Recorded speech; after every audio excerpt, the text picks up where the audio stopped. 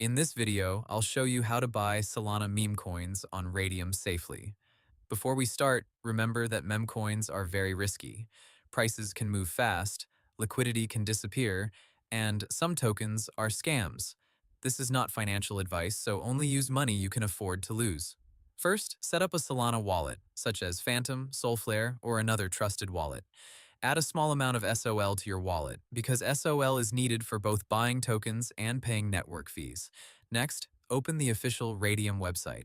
Always check the URL carefully before connecting your wallet. Raydium warns that its only official domain is raydium.io, and fake links on social media or messages can be scams.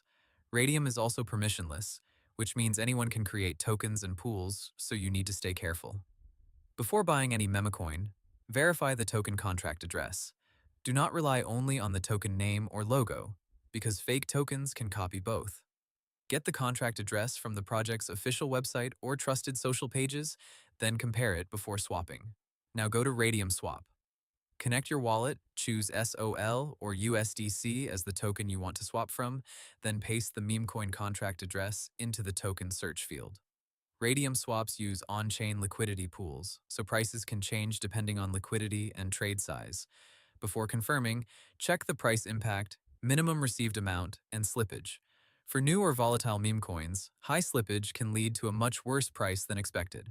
Start with a small test buy first instead of using your full amount.